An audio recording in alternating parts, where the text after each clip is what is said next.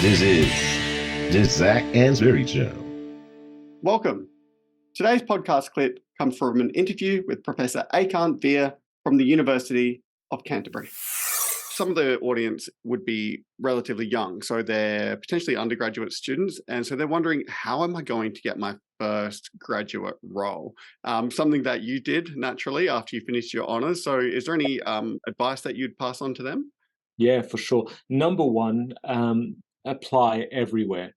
Do not apply for the jobs you want. Apply everywhere, even for the jobs you might not think that you want, but those become great opportunities to practice interview skills. No one is going to hire a CV. Nobody wants to hire a CV. You probably have a CV that's very similar to anybody else's. So you need to be able to hire based on your cultural fit, the way you present yourself, the solutions you might bring to the company. And so maybe you don't want to work for this shitty company that's doing something, but maybe that's a great opportunity to practice your interview skills, practice your human relationship skills, because that's what people hire on. I would also start joining your marketing association or any of those networking events. We have a marketing association in New Zealand. I assume you have one in SA or if not Australia. And for students, it's usually very cheap, if not free to join. Go along to every single networking event for your final year of university. Do not start in November of your final year when you've got 2 months to find a job. Start in January of that year. Go along to as many networking events as possible. As shitty as it sounds, who you know is just as important as what you know. Now, remember, you might have great experience, you might have great grades, but if they don't know you, you're an unknown. The last thing you want is for someone to pick up your CV and go, who's this? You know, they want to go, oh yeah, I remember this guy. I remember meeting Zach. He's the guy that has the podcast. Yeah, oh, that's really interesting. Blah blah blah blah blah. So make sure you're well known. So go to networking events. Go with 2 or 3 mates. You know, make sure that you've got like a little cartel of people that go. And if you can't go to every month's networking event, at least 2 or 3 of you can go. But use that mate to walk and talk to other people. After a while, people will start introducing you. A lot of people in the marketing groups really want to support young people, and they want to hire good people. So they will start introducing you to other people that are important as well. The last thing I think you should do is start building a portfolio. Very rarely do grades alone get you a job. Very rarely do grades alone make you stand out. Most people going for a graduate school position are going to have good grades. They're going to have a degree. So that's just level playing field now. Most of them will have some extracurricular activities. They might be part of a club or they might be part of a sports team. It's kind of level playing field now. What the people want to see is, what impact did you have? What difference did you make? So if you were a club leader or something, I was the head of marketing for my club. And this is the content I created, and these are the things that I did, and this is the impact I had. Show me the evidence. We saw our membership grow by 13%. We saw engagement on social media grow by 48%, that sort of stuff. So start to build a portfolio of evidence that says, I am known to you, I have the bare basics when it comes to knowledge with my CV, but I also can show that I've got some impact. I can make some changes so that when someone picks up and says, Zach, I remember Zach. Oh, that's right. He told me that he was leading this podcast. I didn't realize he was the number 2 podcast in all of South Australia, blah, blah, blah, blah, blah. That's really cool. And so there's some tangible, measurable impact as a result of what Zach's doing. Let's bring Zach in for a talk. And then from there, Zach will use all the interview skills that he's learned over the years to get the job he really wants. Once you have job offers, that's when you make decisions. Do not make decisions before you have job offers. Do not go, oh, I don't really think that job is for me. You have no job. Find out, but when they give you a job offer, then make a decision. And you can say no. It's okay to say no to the wrong job offer. You do not need to take your first offer. It's sometimes nice when you have 2 or 3 job offers in front of you and you can say, this is the one that I really want. It's not like accounting, unfortunately, where they hire everyone all at the start of the year or something like that. And then you get to pick between the companies or they get to pick you. Marketing, the openings happen all throughout the year. So be prepared for that. But make decisions when you have offers, not before. So don't discount yourself and don't discount the job offers. Final thing, and this is a very gendered one, and again, huge generalization, but we do find in a job offer, if there's 10 things that they say we want you to do, A lot of men will go, I can do 6 of those, so I reckon I could fake the last 4. I'm going to apply.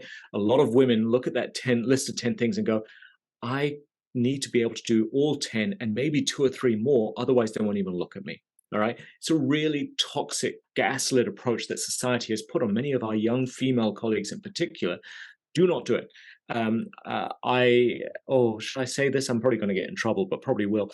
I do a little bit of cross stitch for my own mental health, and our director of equity here is a powerful young woman who has to have very difficult conversations about equity and racism and sexism and things like that. So I cross stitched her this beautiful floral border, and in the middle was this quote that said, "Carry yourself with the confidence of a mediocre white man." It's okay to go, I am powerful, I am confident, I am able to do this. So don't discount yourself just because you can't do all things on a list that's there. Discount yourself if they've said you're not good enough. Perfectly fine. So don't be the own master of your own failure. Let someone else tell you you're not good enough. And if you're not good enough, fine. You've learned. Dust yourself off, apply again. I saw a meme that's going around, PhDs aren't given to the most smartest people, they're given to the most stubborn people. I think that's the same for getting your first job. Your first job is going to be your hardest to get. It took me 4 months of trying to get my first job, and I had great grades, I had great leadership, I had all the things that I thought I needed. Still took a long time to get my first real job. Within 6 months, people were coming to me, asking me to join them. When you start, you are very much a liability. You're untested. So just work hard. Don't kill yourself because of you're not good enough, blah, blah, blah. Oh my goodness, I hate myself. We are all starting at that level. But once you've built a portfolio, once you've built some evidence of capability, people start trying to headhunt you. I think that's some incredible advice. Yeah, that's very great. Would you think that would apply as well for someone who's finishing their PhD and then looking to enter academia? Because it sounded like a lot of it had the same application. Yeah, for sure. There's some huge cultural differences, and North American culture versus the rest of the world culture is very different.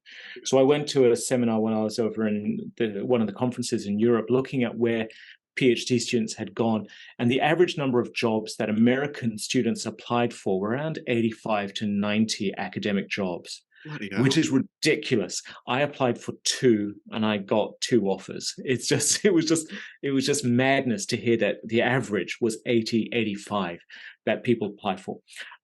With academic jobs, I would apply for everyone still, but for Australasian in particular, 10 to 12 applications seems a bit normative within the academic circuit because we're quite close.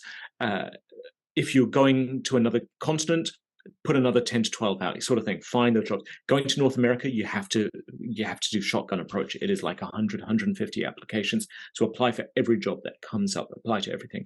And out of the 85 jobs, the average number of visits that people were offered were like 2 or 3, and the average number of offers was less than 1. Not everyone got a job offer, sort of thing. So it's a real fast attrition rate with that.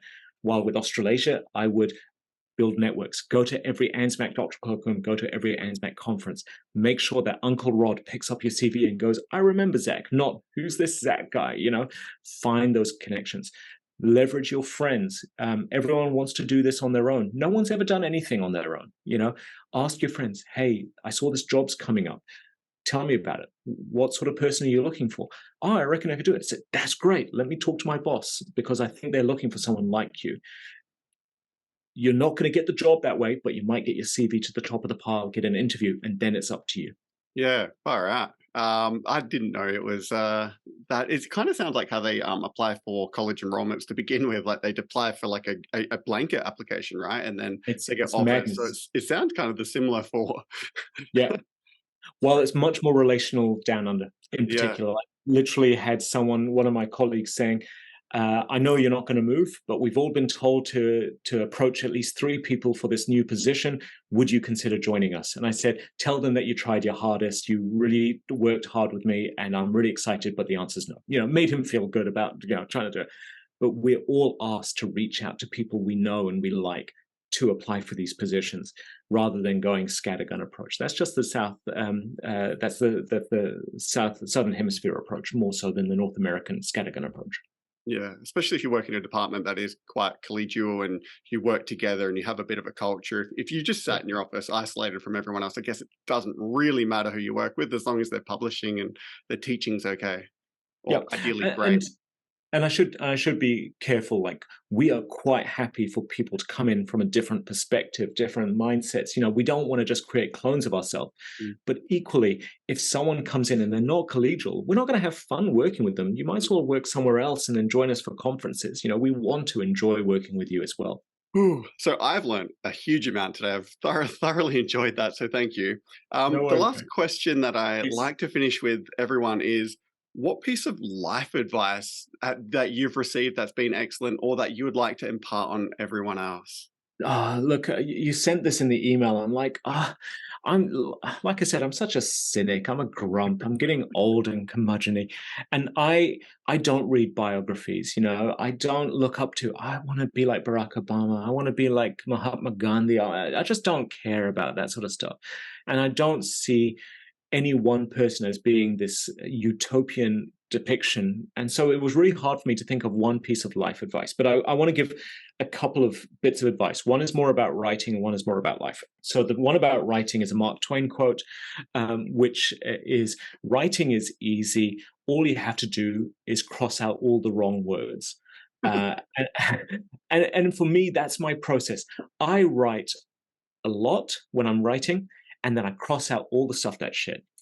Too many people go, I have to be perfect, so I have to start writing. That's not perfect. Oh my God. And they overthink the writing process. And I can never achieve this amazing manuscript unless it's there from the start. No. That's not how writing works. Just write. Write. Try and get as much down on a page as possible. Leave it for a couple of days. Come back and trim it out. Even if you throw the whole thing out, trim it back, but practice writing and cross out the bad words. All right. The second piece of advice, I'm not a huge fan of Simon Sinek. I think Simon Sinek has created a platform on very little evidence, effectively. But knowing your why, and knowing why you are doing this, and knowing why you are here, and knowing why you've chosen this path, I think is so important for everyone. And so he has a whole TEDx talk on understanding your why. And I think he overreaches with it. But should I overshare? Yeah, I'll overshare. I had people, when I was doing my PhD, actively try to make my life harder. So my wife was pregnant, and they felt that having a baby during my PhD would hold me back. And so they just encouraged me to try and terminate that child. And 18 years on, it's still pretty traumatic, that colleagues are that pretty abusive. I couldn't think of anything more important than going home to my family. They're my why. That's why I work my ass off. That's why I care. So if I worked my ass off and went home to an empty house, and that's not what I wanted, what would be the point? So if you know your why, you know why you're doing this, why you're working your ass off, why you're trying to achieve this. If that's for money, great, go for it. If that's for fame, great, go for it. As long as you know that. But don't start working for fame and money when actually your why is your family, when your why is your own mental well-being or anything like that. So know your why, ground yourself in that why, and that's the best piece of life advice I've been given, and I think it's the best piece of life advice I try to give to others. Thank you for sharing. So you can edit all that out. Old man crying is not great. No, not at all. No, it's wonderful that you share something so obviously meaningful for you, because I think it is true that maybe we do get caught up in things that don't really matter, without pausing to stop and think, why am I doing this? Is the reason you chased a good job, is the reason you got a good education was for a family? Then don't sacrifice your family to keep pursuing those things. Correct. I mean, I try to do this. I don't do it as dark as this, but I try to do this with all my my students, my research students. How do you want to be remembered? If we were writing a eulogy right now, do you want your eulogy to say this person published 3 JCRs, this person published 14 A-star journals, whatever else it might be? Or do you want to say this person was a great partner, this person was a great wife, husband, this person was someone that deeply cared? What are your values? What is your why? And if it's to publish, great, just know it. If it's to be a good person, great, just know that's why your why is there.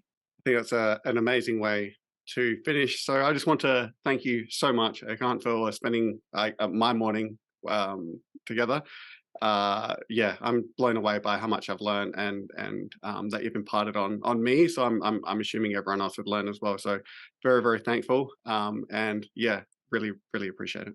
Well, ka pai hoa. Thank you so much for having me. Thank you for having me on. Thank you for allowing me to share a little bit. Hopefully you learned a tiny bit. So, hey guys, it's Zach Ainsbury here with just a couple of quick reminders. If you've enjoyed today's podcast, then make sure you subscribe so you never miss an episode.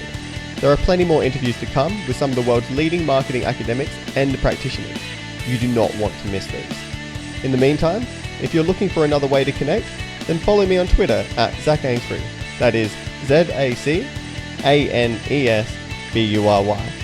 for my take on the marketing issues of the day. That was the Zach Ainsbury Show.